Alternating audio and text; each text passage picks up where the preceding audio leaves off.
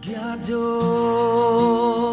Elohai Shiruki Gado Elohai Kol Echad Yireh Ki Gado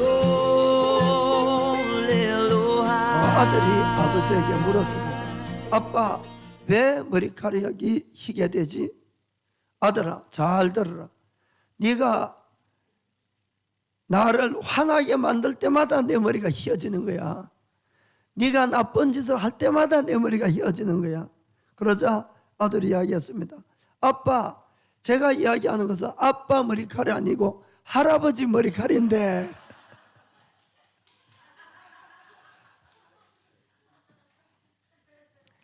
자, 지난주는 우리가 아담이 죄를 지었을 때 우리도 아담 안에 있었기 때문에 아담과 함께 죄를 지었다고 했습니다.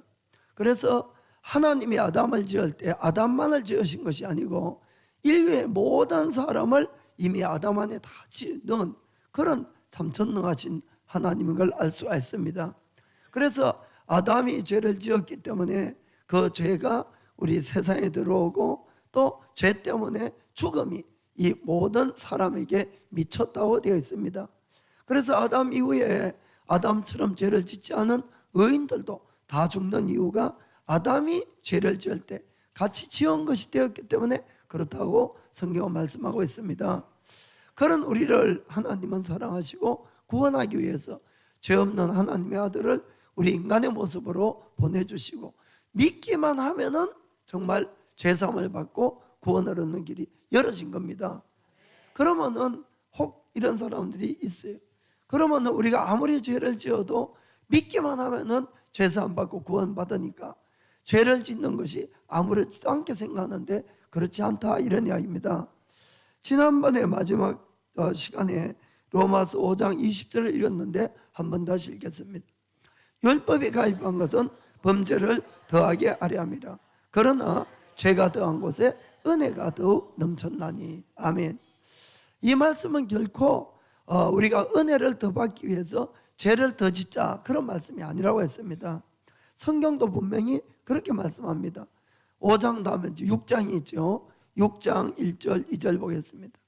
자, 같이 읽겠습니다. 그런즉 우리가 무슨 말을 하리요? 은혜를 더하게 하려고 죄에 거하겠느냐? 그럴 수 없느니라. 죄가 대하여 죽은 우리가 어찌 그 가운데 더 살리요? 아멘. 일본어 성경에는 절대로 그럴 수 없다, 이렇게 절대로를 더 붙여놨어요. 우리가 믿기만 하면 죄사함을 받는다고 죄를 마음껏 지으라고 하나님이 우리를 구원한 것이 아니다, 이런 이야기죠. 그래서 오늘은 우리가 이제 예수님을 믿는 것이 무엇인지, 예수님을 믿게 되면은 세례라는 것을 받게 됩니다.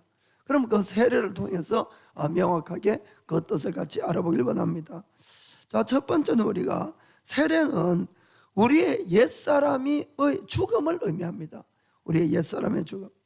예수님께서 제자들을 3년 동안이나 훈련을 시키시고 마지막에 그들을 보낼 때 이렇게 명령을 하십니다. 마태복음 28장 19절을 보면은 그러므로 너희는 가서 모든 족속으로 제자를 삼아 아버지와 아들과 성령의 이름으로 세례를 주고, 이렇게 되어 있습니다. 자, 마가복음 16장 15절 16절도 보겠습니다. 또 가라사대 너희는 온 천하에 다니며 만민에게 복음을 전파하라. 믿고 세례를 받는 사람은 구원을 얻을 것이요 믿지 않는 사람은 정죄를 받으리라. 꼭 예수님은 믿는 사람에게 세례를 주라고 이렇게 말씀을 하십니다. 그렇죠? 그리고 그 세례를 받으면 구원을 얻는다. 그래서 세례가 우리는 그 형식적으로 뭐 받으나 안 받으나 별 것이 아니지 않느냐 이렇게 생각하는데 예수님 아주 대단히 강조해서 말씀을 합니다. 그리고 우리가 이것을 문자 그대로 받아들인다면은 예수님을 믿어도 세례를 받지 않으면은 구원을 못 받을 수 있다, 이런 이야기가 되었습니다. 문자대로라면은. 그렇게까지 주님은 강조를 하십니다. 왜냐하면은 실제로 이 세례라는 형식을 이야기하는 것은 아닙니다. 이것은 세례 안 받고 죽은 사람 중에 천국 간 사람 있죠. 예수님하고 같이 십자가 달린 분이 있었잖아요.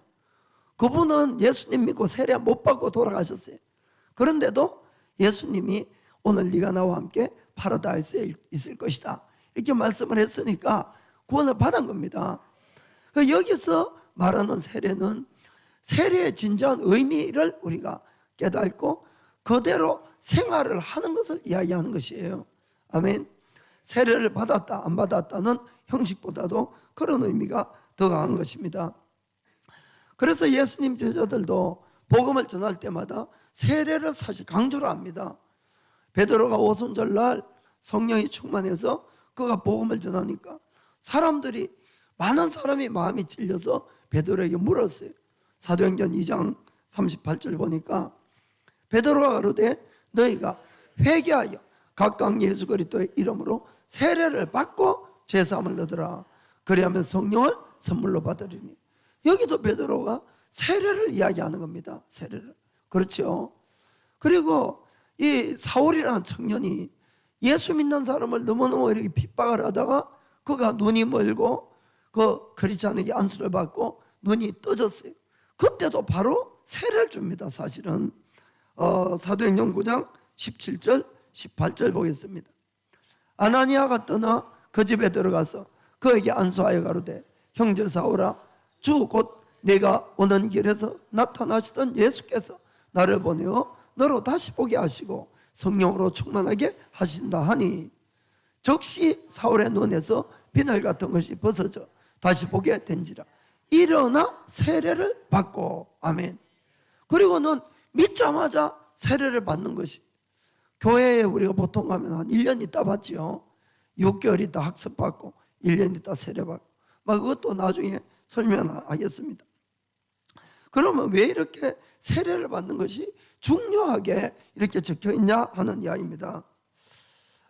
우리가 이 물세례를 받는 것은 사실은 우리의 신앙생활에 이 옷에 첫 단추를 끼는 것과 비슷한 거예요. 사실은 대단히 중요하다는 이런 이야기입니다. 만약에 우리가 세례의 의미를 바로 알고 그대로 신앙생활을 하지 않으면은 신앙생활이 대단히 가면 갈수록 힘들어지기 때문에 이 말씀이 있는 것입니다. 그러면은 성경에서 세례가 어떠한 의미를 가지고 있는지 정확하게 함께 알아보겠습니다. 자, 로마서 6장 3절 보겠습니다.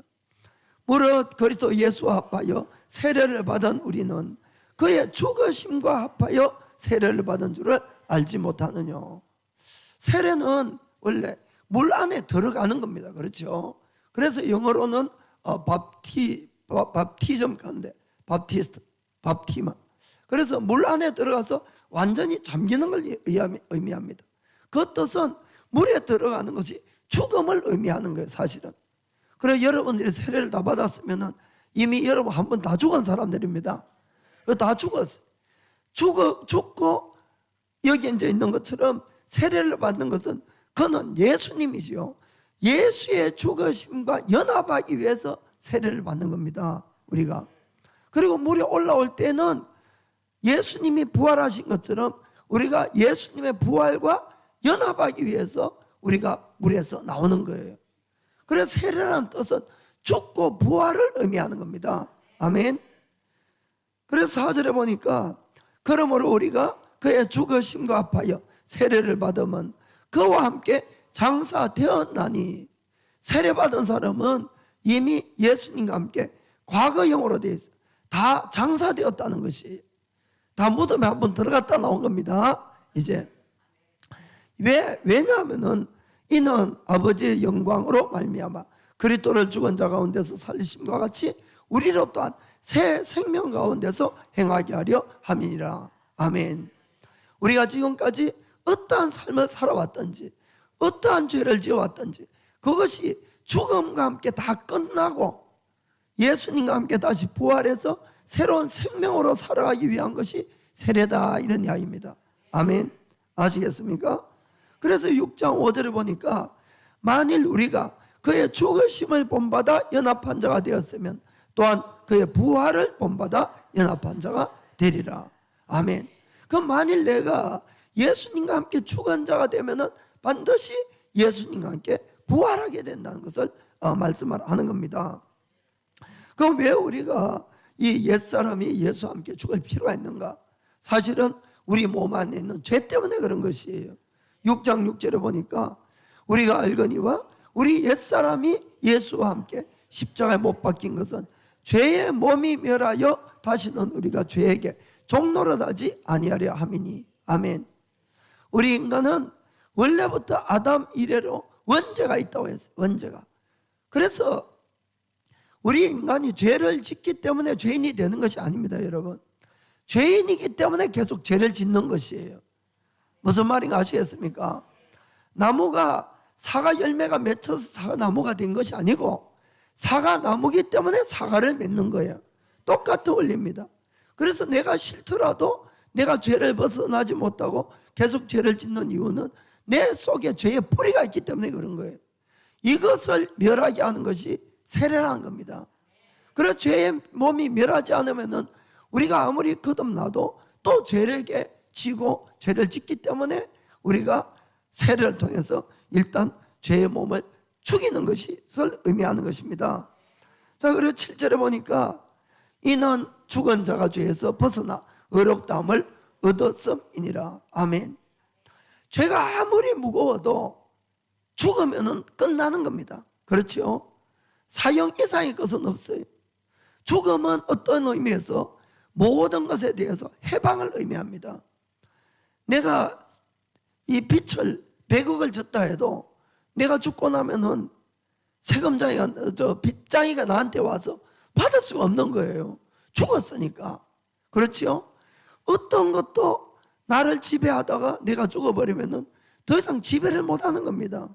그래서 죽음이라는 것은 우리를 모든 책임이나 우리의 모든 지배에서 벗어나게 하는 것이에요.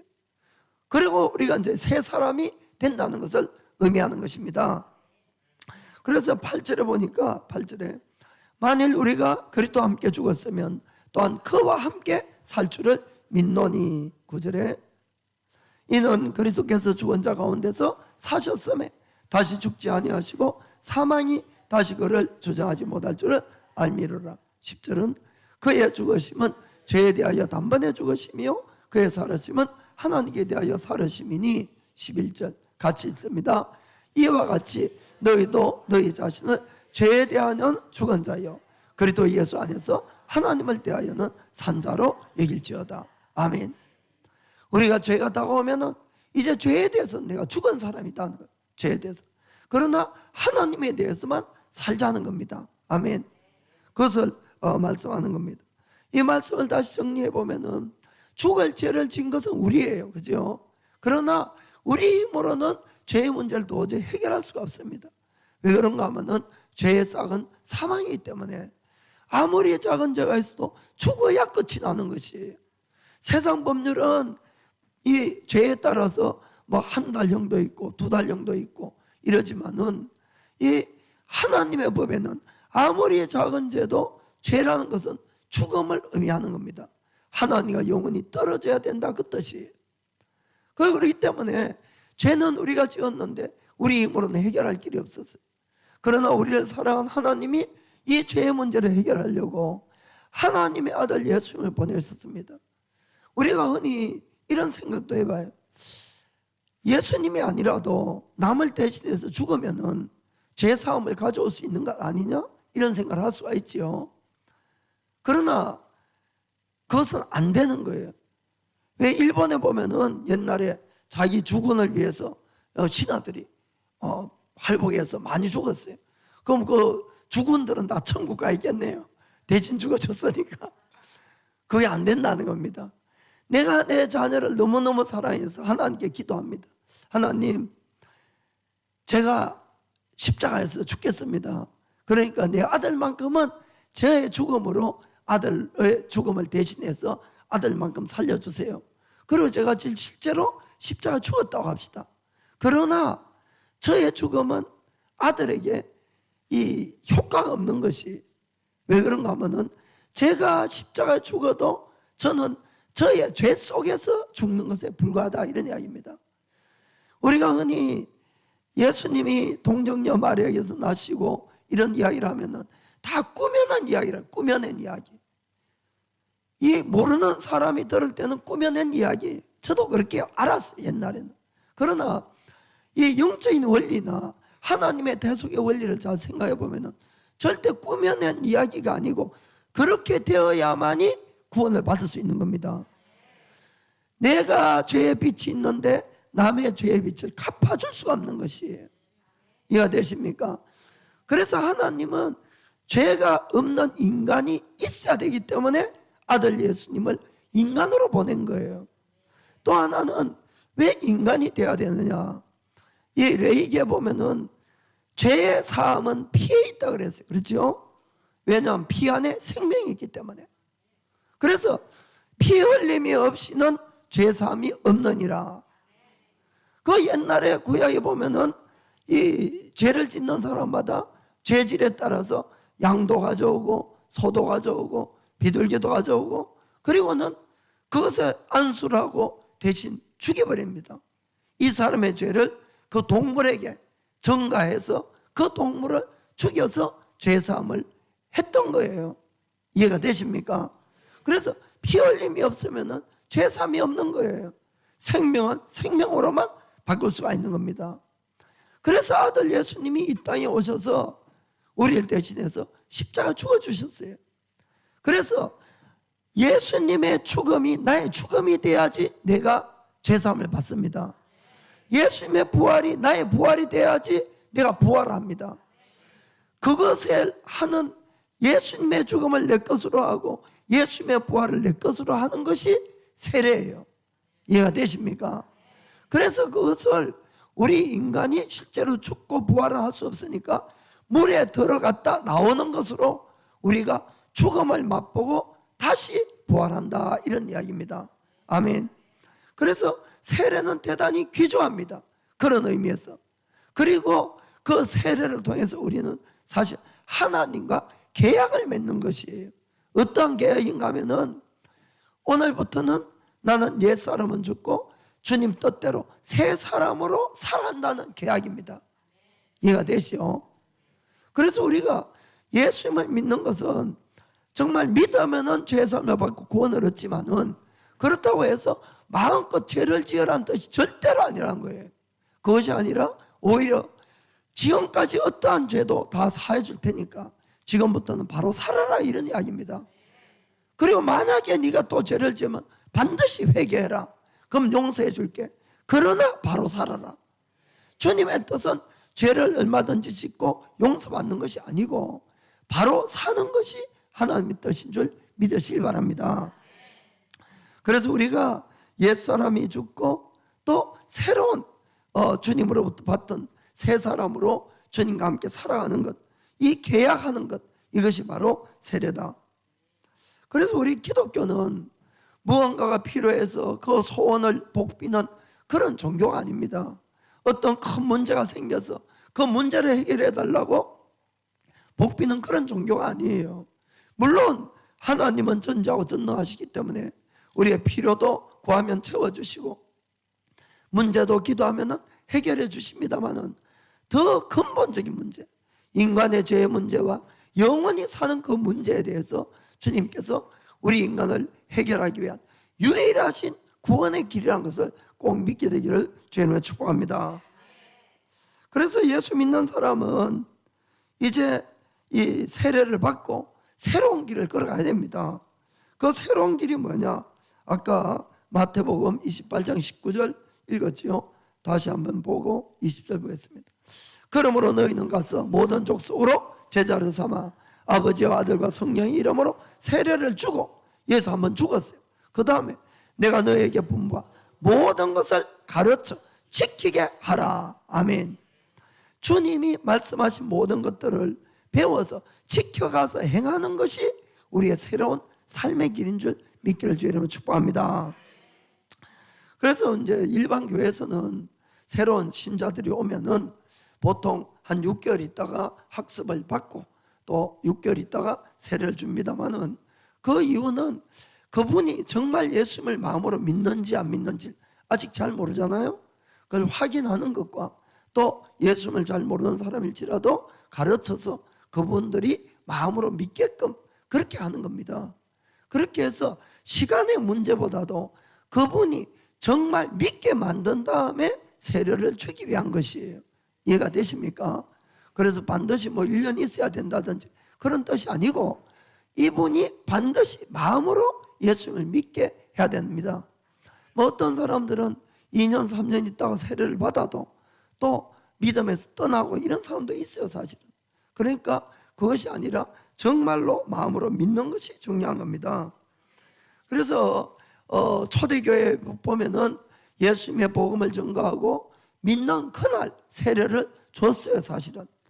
사도행전 2장 41절 보면은 베드로가 전한 그 말을 받은 사람들은 세례를 받음에 이날의 제자의 수가 3,000이나 더하더라. 그날 바로 믿은 거예요. 믿고 바로 세례를 줬습니다. 또 다른 한 예를 보면은 이 빌립 집사가 사마리아에서 열심히 사역을 하고 있는데 이 현재 성령님이 인도를 해서 지금 그 가자 지방으로 걸로 인도를 했어요. 그래서 거기에서 이 에티오피아의 황관을 만납니다. 황관을.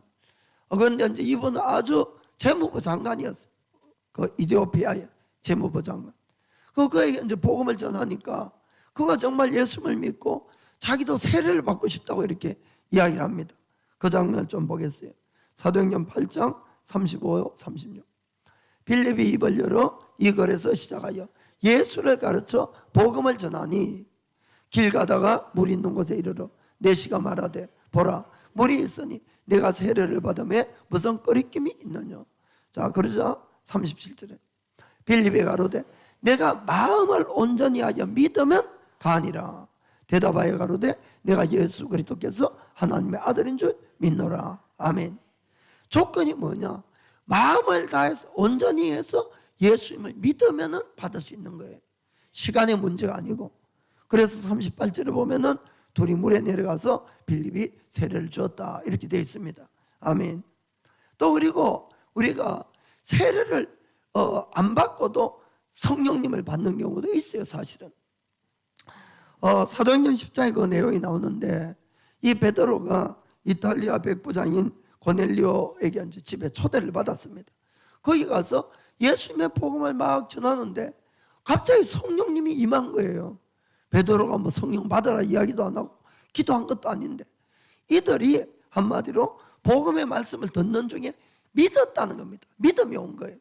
그러자 성령님께서 임하기 시작한 겁니다. 아멘. 그거 한번 보겠어요. 사도행전 10장 44절. 베드로가 이 말할 때에 성령이 말씀 듣는 모든 사람에게 내려오시니 46절에 이는 방언을 말하며 하나님의 높임을 들음이르라. 그러니까 믿는다 고백도 안 하고 또 그리고 세례도 받기 전에 성령님이 먼저 오신 겁니다. 그들이 분명히 믿으니까 오신 거예요. 이해가 됩니까? 그런데도 베드로가 이렇게 이야기합니다. 47절에 이에 베드로가 가로되 이 사람들이 우리와 같이 성령을 받았으니 누가 능히 물로 세례 줌을 금하려 하고 48절 명하여 예수 그리스도의 이름으로 세례를 주라 하니라. 아멘. 그들은 세례를 안 받아도 성령 세례를 먼저 받은 거예요. 그런데도 베드로가 뭐라고 이야기합니까? 세례 주라는 거예요. 물 세례도. 왜 그런가 하면은 아까도 말씀했듯이 세례 받는다는 것은 하나님과의 계약입니다. 나의 옛사람이 죽고 오늘부터 새롭게 살아간다는 것이에요. 그래서 옛날에 어제의 내가 아니에요. 세례 받으면은 무슨 말인지 아시겠습니까? 그 빛이 아무리 많아도 빗장이가 그 다음날 찾아오면은 세례 받고 어제 내가 아니라고 이렇게 말씀하세요. 실제로 그래 할 수 없겠지만은 실제로 그렇게 이야기한 사람이 있습니다. 저 아우구스티누스라는 유명한 신학자가 그 이야기를 한 거예요, 사실은. 그분 아주 젊었을 때 머리가 너무 천재였어요. 그래서 하나님을 못 믿은, 머리가 너무 똑똑하니까. 그래 막 하나님을 부인하고 막 이러다가 또 생활도 방탕하고 그 사생아도 낳고 막 이런 생활을 했습니다. 그러다가 이제 이 본인이 그 어머니가 유명하지요. 모니카라는 눈물의 이 어머니. 그래서 눈물로 아들을 위해서 기도했어요. 그 30살 넘자 정말 어느 날 진짜로 예수님을 만나게 됐어요. 그리고 그 이제 참회록이라는 책에 이제 그런 것들이 쭉 나오는데, 그리고는 이분이 진짜 거듭난 거예요. 그런 이제 길을 가는데 옛날에 같이 지내던 사람이 너무 반갑게 달려왔어요. 아유, 아우구스티누스 아니냐고. 그거 가는데 모른 체 하는 거예요. 왜 이럴 수가 있어? 그렇게 친하게 지냈는데. 그러자 아우구스티누스가 그런 이야기를 했어요. 나는 이미 옛날에 내가 아니라고. 옛날에 내가. 그리고는 사실 내가 예수 믿고 거듭났다고. 당신도 예수 믿고 거듭나라고. 그렇게 이야기를 했습니다. 사실 이 사람이 죽는다는 것은 쉽지는 않아요, 사실은. 옛사람이. 막 이야기하다 보니까 나왔는데, 이 아우구스티누스가 이제 수도원 생활을 하는데 너무너무 괴로운 게 뭔가 하면은 자식을 보고 싶은 거예요, 자식을. 이 자기는 이제 모든 걸 다 끊고 이 수도원에다 생활하는데 너무 보고 싶은 거예요. 그래서 어느 날 눈이 펑펑 이렇게 내리는 날인데 밖에 나가서 아우구스티누스가 눈사람을 만드는 겁니다. 자기도 만들고 자기 아내도 만들고, 막 결혼 안 했지만 아내 만들고 자식도 만들고, 그리고는 관을 3개를 만들어서 하나하나 들어다가 그 관에 눕히는 거예요. 자기까지. 그게 죽는 겁니다. 이해가 되십니까? 죽은 거예요, 자기도. 그래서 그렇게 자기 자신을 십자가에 못 박은 겁니다. 그래서 우리가 이 물세라는 것은 조금 전에 이야기했듯이 지금까지 우리 인간의 몸속에는 이 죄된 이 것들이 있어요. 그래서 아담으로부터 물러받았고 또 스스로 죄짓고 그 죄의 시들이 있기 때문에 그것을 십자가에 못 박는 사건이 바로 이 세례받는 사건이에요. 그걸 믿으시길 바랍니다. 그 어떤 분들은 사실 이제 예수님은 죄가 없는데도 세례 받았지요. 세례 받았어요. 그 왜냐하면은 예수님께서 세례 요한이 내가 주님에게 세례를 받아야 되는데 어떻게 내가 주님에게 세례를 줄 수 있습니까? 라고 하니까 너가 법대로 해서 하나님의 의를 이루라, 이렇게 말씀을 합니다. 그 뜻은 뭔가 하면은 죄인이 거듭나서 새로운 길을 가는 데는 반드시 죽고 거듭나야 된다, 그 뜻을 이야기하는 겁니다. 그래서 여러분들이 예수님을 믿으면서 내가 죄에 대해서 죽는 것이 없다면은 그냥 내가 병 낫고 뭐하고 이것 때문에 예수님 믿는다면은 병 안 나면 떠나잖아요, 그렇죠? 소원이 안 이루어지면 떠나잖아요. 또 병이 나아도 떠납니다. 할 일이 없으니까 이제. 그렇기 때문에 예수 믿는 것은 그것이 아니라는 것을 반드시 아셔야 됩니다. 우리의 죄의 몸이 예수님으로 더불어 함께 죽고 예수님의 부활이 나의 부활이 되는 것이 기독교라는 것을 꼭 깨닫기를 원합니다. 여러분들이 실제로 예수님을 진짜 믿게 되면은 어떠한 영적 체험이 전혀 없다 할지라도 반드시 변한 것이 하나 있는 것을 제가 말씀드릴게요. 그것은 여러분들의 양심입니다. 양심. 저도 예수님을 믿고 세례받고 다 해도 어떠한 영적인 그런 걸 전혀 몰랐어요, 사실. 그런 걸 느껴보지도 못했고. 그렇지만은 저에게 변한 것이 있었어요. 없는 것이 아니고. 그것이 뭔가 하면은 저의 양심이 깨끗해졌다는 것입니다.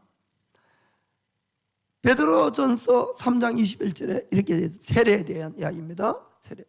물은 예수 그리스도의 부활하심으로 말미암아 이제 너희를 구원하는 편이 곧 세례라. 육체에 더러운 것을 지하여 버림이 아니요 오직 선한 양심이 하나님을 향하여 찾아가는 것이라. 아멘. 세례는 물에 들어갔다 나오는 거지만은 육신을 씻으려고 하는 것이 아니고 우리의 선한 양심이 다시 하나님을 갈망하고 하나님을 찾아가는 것이 세례다, 이렇게 되어 있습니다. 그래서 진짜로 여러분들이 죄인인 걸 깨닫고 예수님을 믿게 되면 반드시 변화가 일어나는 것이 양심입니다. 제가 그걸 경험을 했어요. 우리가 예수님을 믿기 전에는 성경에 보면은 디모데서에 양심은 더러워질 수도 있고 양심이 마비될 수도 있다고 이렇게 되어 있어요. 그러니까 죄를 지을 때 처음 한두 번이 힘들지 그 다음부터는 어떻습니까? 아무렇지도 않는 거예요. 왜 인간에게 양심이 있습니까? 너무 이상하지 않습니까? 동물에게는 없는 이 양심이. 선한 일을 하고 하나님이 기뻐하실 만한 일을 하면은 안 믿는 사람도 마음이 기뻐요, 사실은. 그런데 우리가 악한 일이나 나쁜 일이나 남 상처되는 이야기를 그런 일을 하면 마음에 찔림을 받습니다. 양심이 아파오는 거예요. 이해가 되십니까? 사실 이 로마서 2장에 보면은 양심은 하나님의 법을 우리 마음에 새겨놓은 것이다, 이렇게 되어 있어요. 하나님의 법이 우리 마음에 있기 때문에 우리 인간은 하나님의 법대로 살면은 누구라도 기쁘게 되어 있는 거예요. 그러나 그 법을 어겨서 살면은 마음이 괴로워지는 거예요. 그 여러분들이 양심을 따라 신앙생활 하면은 정말 여러분들이 너무 신앙생활 잘하는 겁니다. 아멘. 그래서 양심이 더러워진 그 상태는 어떤 일이 있는가? 로마서 6장 20절 보니까 이렇게 되어 있습니다. 너희가 죄의 종이 되었을 때에는 의에 대하여 자유하였느니라. 이 말뜻은 뭔가 하면은 아직까지 예수님 믿기 전에는 바른 일, 좋은 일은 나하고 상관이 없는 거예요. 무슨 일인가 아시겠습니까? 내가 아무리 나쁜 일을 하고 심한 말을 하고 남을 상처 줘도 나하고 아무 상관이 없더라, 이런 이야기입니다. 양심에 꺼리낌도 없고 아픔도 없고 그렇게 살아왔어요. 그런 내가 예수님을 진짜 믿었어요. 그 세례를 받았어요. 그러자 내 양심이 깨끗해진 겁니다. 그러자 21절에 이렇게 되어 있어요. 너희가 그때에 무슨 열매를 얻었느냐? 이제는 너희가 그 일을 부끄러워하나니 이는 그 마지막이 사망임이니라. 아멘. 옛날에 그 일들을 예수 믿고 생각하니까 부끄럽게 짝이 없는 거예요. 무슨 말인가 아시겠습니까? 그때는 아무렇지도 않았는데 왜 지금 예수 믿고 나니까 그 일들이 그렇게 부끄럽고 왜 내가 그렇게 했지? 후회스럽고. 왜냐하면 아무 열매가 없으니까. 무슨 뜻인가 아시겠습니까? 그리고는 그 마지막이 영원한 죽음인 것도 깨닫게 되니까 정말 너무 미안하고 이렇게 되는 겁니다. 이해가 되시죠? 그래서 예수님 믿고 나면은 우리의 양심이 회복이 됩니다. 저는 여러분이 착하니까 잘 몰랐겠지만은 저는 많이 느꼈습니다. 그 지금도 혼자 옛날 일도 생각하고 그렇다고 너무 나쁘게는 보지 마세요. 진짜 제가 마음이 아프고 찔리고 왜 내가 그렇게 심하게 했지? 안 그래도 되는데 이런 일들을 생각할 때가 많은 거예요. 이것은 정말 하나님이 살아계시고 우리의 양심이 깨끗해졌으니까 그런 느낌을 받는 거예요. 그때는 그것이 죄인지도 모르고 남 상처 주는 것지도 모르고 그냥 아무렇지도 않았어요, 진짜. 그런데 지금 오히려 더 마음이 아프고 힘들더라, 이런 이야기입니다. 그것은 양심이 사랑이 났기 때문에 그런 것입니다. 그래서 여러분들이 정말 양심을 따라 사셔야 됩니다. 그 로마서 2장 한번 읽어볼까요? 자, 2장 13절부터 16절까지 한번 읽어봅시다. 하나님 앞에서는 율법을 듣는 자가 의인이 아니고 오직 율법을 행하는 자라야 의롭다 하심을 얻으리니 율법이 없는 이방인이 본성으로 율법의 일을 행할 때에는 이 사람은 율법이 없어도 자기가 자기에게 율법이 되나니 이런 이들은 그 양심이 증거가 되어 그 생각들이 서로 혹은 송사하며 혹은 변명하여 그 마음에 새긴 율법의 행위를 나타내느니라. 아멘. 16절에 자, 마음에 새긴 율법 16절 곧 내 복음에 이른 바와 같이 하나님이 예수 그리스도 말미암아 사람들의 은밀한 것을 심판하시는 그날이라. 아멘. 그러니까 사람은 다 속여도 내 양심은 자꾸 이야기하는 거예요. 무슨 말이 아시겠습니까? 모든 은밀한 것을 그날은 다 주님이 심판하십니다. 그때 나와 있잖아요. 율법이 없는 이방인들을 어떻게 하나님이 심판하느냐? 양심에 따라 심판한다는 겁니다. 그 사람들의 양심껏. 그 사람들이 정말 양심대로 살았으면 구원받겠지요. 그러나 그 양심에 갇히게 되는 일이 있으면 그 사람은 어김없이 죄인이 되는 겁니다. 이해가 되십니까? 옆에 분 보고 옛사람이 정말 죽었습니까? 옛사람이 정말 죽었습니까? 정말 죽어야 됩니다.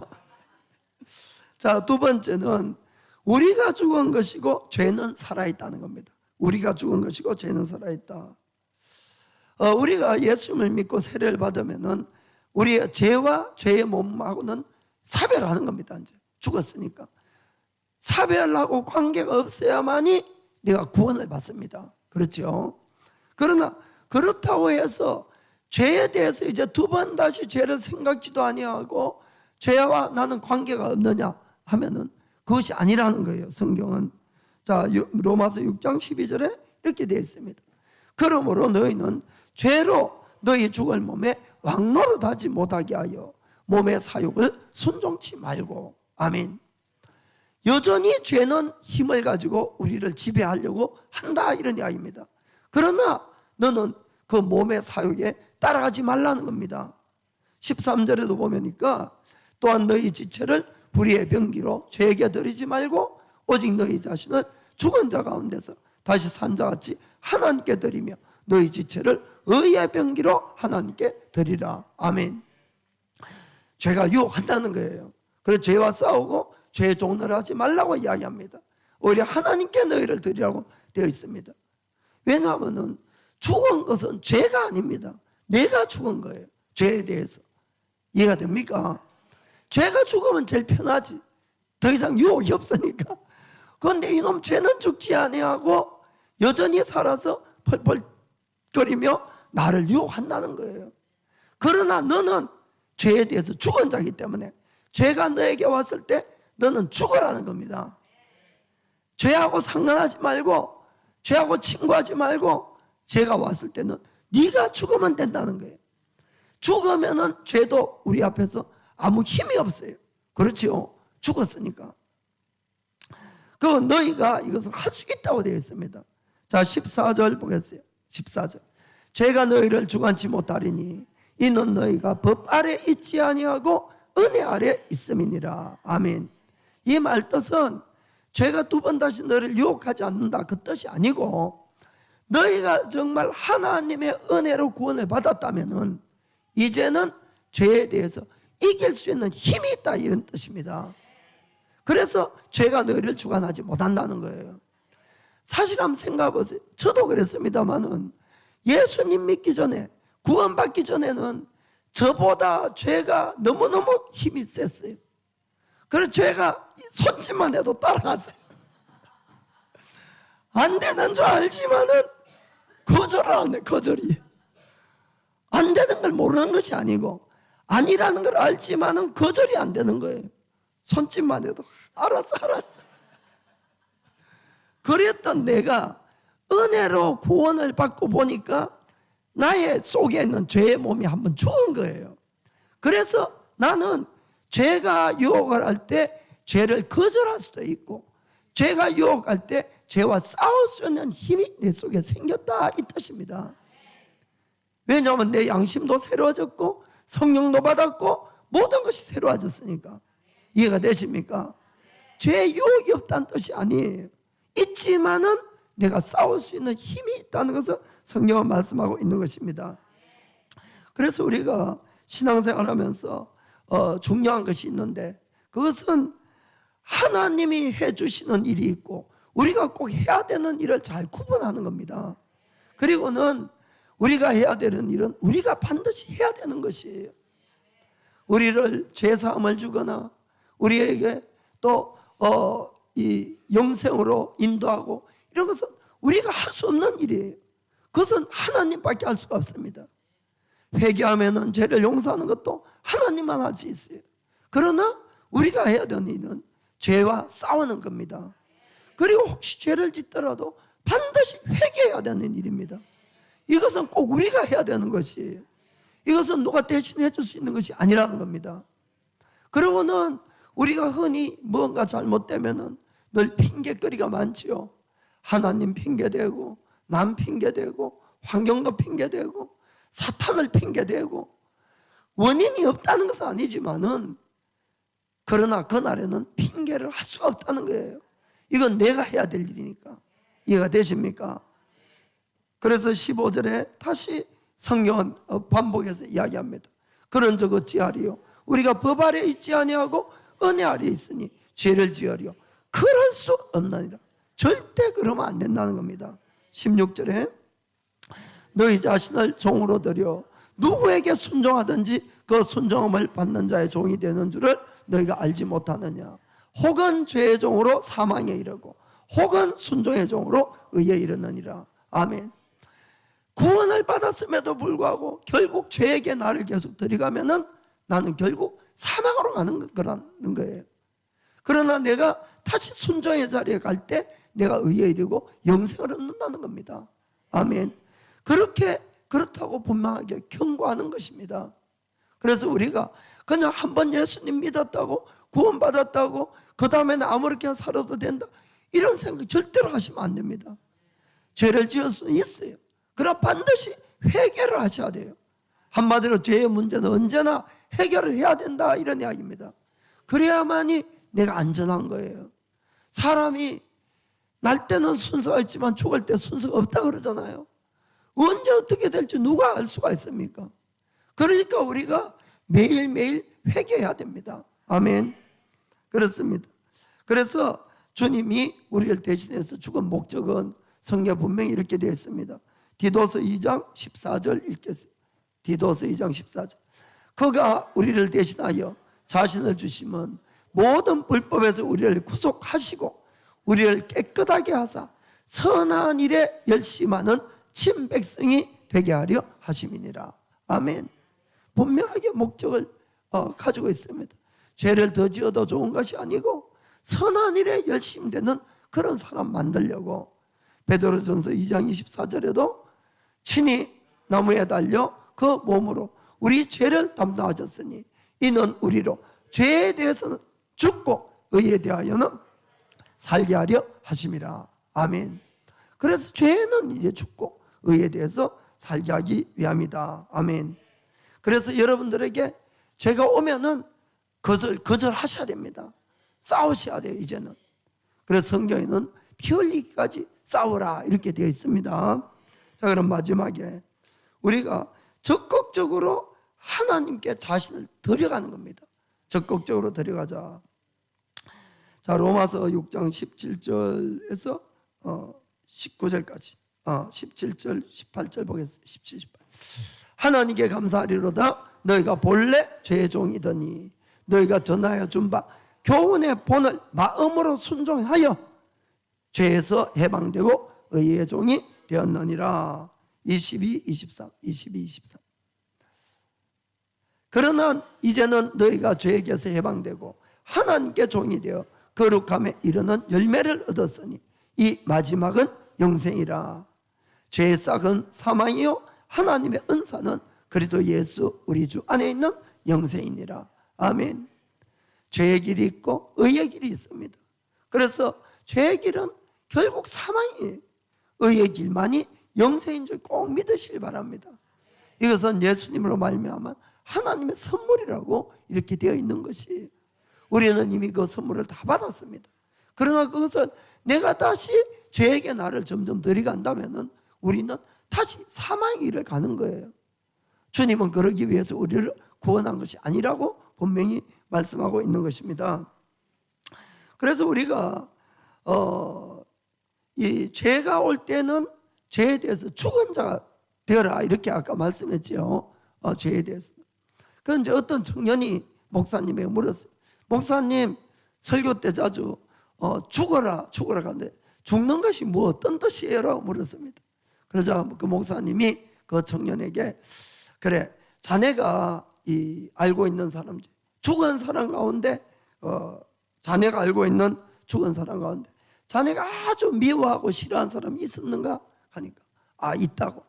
그러면은 그 사람에게 가가지고 자네가 뭐 할 수 있는 욕을 다 해보고 오라 그랬어요. 그래서 그 청년이 진짜로 그 묘지 앞에 가서 뭐 있는 심한 욕을 다 하고 이렇게 돌아왔어요. 그 목사님이 그래 욕을 했냐? 했습니다. 그래 그 사람이 어떤 반응을 보이더냐? 아무 말도 안 던데요. 그래 그래. 그러면은 자네가 알고 있는 죽은 사람 가운데 정말 자네가 사랑했고 자네가 존경한 사람이 있는가? 있습니다. 그럼 그 사람 앞에 가서 자네가 할 수 있는 칭찬의 말을 다 해보고 오라 그랬어요. 그건 청년이 진짜 그러고 왔거든요. 그리고 그 사람이 기뻐하던가 하니까 야, 아무 말도 안 던데요. 그 죽는 것이 바로 그런 거네. 누가 자네를 아무리 욕을 하든, 누가 자네를 아무리 칭찬하든, 어떠한 감정을 건드리든, 어떠한 욕망을 부추기든 거기에 대해서 반응하지 않는 것이 죽는 것이네. 아멘. 그 우리가 죄가 올 때는 우리가 그렇게 하셔야 되는 겁니다. 그러나 우리가 죄에 대해서 거부하는 것 자체는 사실은 방어적인 것이고 소극적인 우리가 태도예요. 사실은 그것이 아니고 우리가 진짜 죄로 이기기 위해서는 한 걸음 더 나아가야 됩니다. 그것은 내 자신을 열심히 하나님의 말씀에 드리는 거예요. 하나님께 드릴 때 그때 진정으로 죄에 대한 승리가 있다는 것을 꼭 기억하시길 바랍니다. 그래서 아까 로마서 다시 한번 6장 11절 읽어봅시다. 이와 같이 너희도 너희 자신은 죄에 대하여는 죽은 자요 그리스도 예수 안에서 하나님을 대하여는 산 자로 여길지어다. 아멘. 죄가 올 때는 죽고 우리가 하나님에 대해서는 열심히 살아서 이 활동하는 사람이 되라, 이런 이야기입니다. 우리가 참으로 죄인으로 태어났지만은 그러나 하나님의 놀라운 은혜로 예수님 믿는 것 때문에 하나님의 자녀가 되었어요. 그러면은 하나님의 자녀처럼 빛의 자녀로 사는 것은 당연하다, 이런 이야기입니다. 그럼 빛의 자녀로 사는 것이 뭐냐? 자, 에베소서 4장 22절에서 24절 보겠습니다. 22에서 24. 너희는 유혹의 욕심을 따라 썩어져가는 구습을 쫓는 옛사람을 벗어버리고 오직 심령으로 새롭게 되어 하나님을 따라 의와 진리의 거룩함으로 지으심을 받은 새 사람을 입어라. 아멘. 늘 옛사람은 벗어버리고 새 사람을 입는 것이 우리가 해야 될 일이라는 것입니다. 그리고 성경은 그 다음에 하나하나 구체적으로 우리에게 말씀합니다. 25절 보니까 그런즉 거짓을 버리고, 거짓을 버리는 것은 옛사람을 벗는 거예요. 그렇죠? 그러나 옛사람을 벗는 것에만 그치면 안 됩니다. 그럼 옛사람을 벗었는데 또 옛사람 뒤집어 쓸 수도 있잖아요. 거짓을 안 하는 게 중요한 것이 아니고 그 다음에는 거짓을 할 거냐 참말을 할 것이냐가 더 중요하다는 거예요. 그래서 옛사람을 벗고는 각각 그 예수로 더불어 참된 것을 말하라. 이는 우리가 서로 지체가 됨이니라. 아멘. 참된 것을 말을 할 때 새 사람을 입는 겁니다. 그럴 때 우리는 그 다음부터는 거짓말을 안 하는 거예요. 그냥 거짓말을 안 하고 참고 있다면은 그 다음에는 이 사람이 거짓말을 할지 참말을 할지 모른다는 겁니다. 새 사람을 반드시 입어야 되는 것이, 그래야 우리가 죄에 대해서 결별하고 승리하는 겁니다. 26절에 분을 내어도 죄를 짓지 말며, 이것은 옛사람을 벗어벗는 거예요. 벗는 것. 분을 내면은 죄가 우리에게 틈을 탑니다.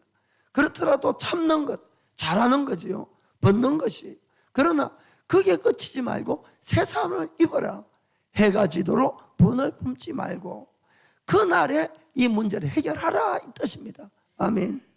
그래서 특별히 우리가 이 감정적인 문제는 매일같이 일어날 수 있는 문제인데 이것을 그날에 반드시 해결하셔야 됩니다. 여러분, 살다 보면은, 대화하다 보면, 만나다 보면은 여러 가지 상처를 주고받고 이렇게 할 수가 있어요. 이것을 품고자 하면 어떤 일이 생기느냐? 27절에 마귀로 틈을 타지 못하게 하라. 아멘. 마귀가 기뻐서 달려옵니다. 기뻐서. 그리고 부채질 시작하는 거예요. 그래 네가 100번 잘했는데 전부 저놈이 나빠. 저놈이 저 가만두면 안 되지 그냥. 이렇게 이제 부채질 하는 겁니다. 그래서 어떠한 감정도 사람이 화가 날 수 있어요. 분내는 거하고 죄 짓는 거는 사실 같은 건 아닙니다. 여러분, 그 26절 보니까 분을 내도 죄를 짓지 말라는 뜻은 분낼 수도 있어요.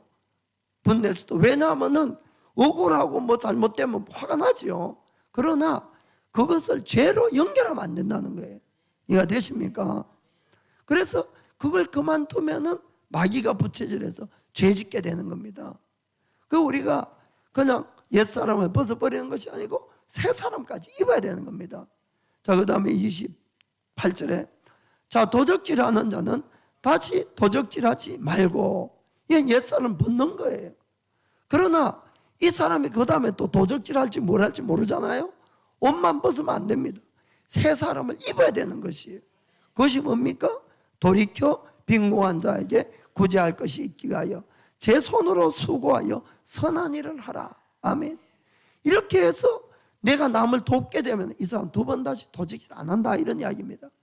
그래서 죄를 그냥 안 지으려고 노력하는데 그치면은 그 다음 유혹에 또 넘어갈 수가 있는데, 반대되는 것을 하게 되면은 죄에 승리한다, 이런 이야기입니다. 이해가 되시죠? 29절에도 무릇 더러운 말은 너 입 밖에도 내지 말고, 이것은 옛사람을 벗는 겁니다. 그러나 거기에 그치지 말고 오직 덕을 세우는데 소용되는 대로 선한 말을 하여 듣는 자들에게 은혜를 끼치게 하라. 아멘. 이것은 새 사람을 입는 겁니다. 아멘. 그래서 우리가 죄가 오면은 그것에 대해서 적극적으로 물론 거절해야 되겠지만은, 그러나 거기서 그치지 말고 하나님께 나를 자꾸 들여가는 것, 하나님의 일에 열심을 하는 것, 이것이 최고의 방어가 되는 줄 믿기를 주의 이름으로 축복합니다. 요즘만에 읽은 책 안에 재밌는 내용이 있었어요. 그 내용이 뭔가 하면은 요즘은 우울증 환자가 대단히 많이 생긴다는 겁니다. 사실 옛날보다 진짜 많아졌어요. 우울증 환자. 특별히 여자에게 많다고 합니다. 여자에게. 그런데 이 전 세계적으로 통계를 냈는데 자녀가 5명 이상 되는 어머니에게는 우울증이 절대로 없답니다. 무슨 말인가 이해가 되시죠?